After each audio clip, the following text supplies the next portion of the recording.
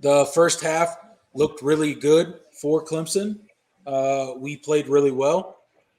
It was a good first half. What do you guys think went right in the first half for Clemson?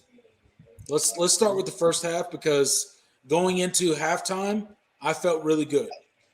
Yeah. I was a little irritated, and I'll get to why I was irritated later. But I felt really good going into halftime. What did you guys think going into halftime? DJ, man, put on the show. Hey, you gotta love him, man. Hey, he did a great job, man. He Everybody, did. all of us give. I think he just caught his touchdown total for last year, right, with this game. So, man, we gotta give that dude some love. 11 touchdowns, I think, on the year and 1 interception. We gotta give him some love, man. We everybody's been killing him all summer and all spring, and that dude put on the show. Hey, it is what it is. Right. So before we get into it, I want to give a little bit of halftime stats. So Clemson was 15-9 on first downs, 8 of 12 on third down conversions, 309 total, 309 total yards, 192 passing yards, 117 rushing yards. So Clemson was doing pretty good in the first half. We held Wake to 10 yards rushing in the first half. We held Wake to 129 yards passing in the first half. So, Jordan, what were your thoughts on the first half, and how did you feel going into halftime?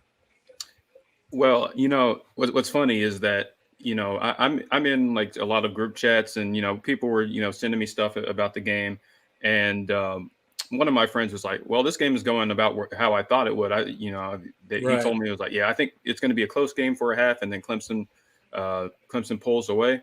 Kind of pulls away in the end, yeah. Yeah, and I was kind of in agreement there. I think when we did our pregame show, what was my score prediction? I think it was 35-20 or something like that. I thought, something like that. Yeah. Yeah. So hold on.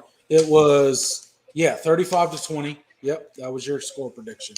Yeah. Yep. So it was kind of playing out how I thought it would. I thought the offense looked really really strong. They were putting together drives. I wish they executed in the red zone a little bit better, and at the end of that half, I felt like you could have gotten a little bit more separation, and maybe we wouldn't have been in the situation that we were in, because it's being up 24-14 versus 20-14, just from an optics standpoint, looks different, and it's a different conversation that the Wake staff has to have with their team, in the locker room. But I thought the running game was good in that first half. I thought they got good push. DJ made really good decisions. They were airing it out too early. Those first two drives, DJ was really slinging it. The wide receivers finally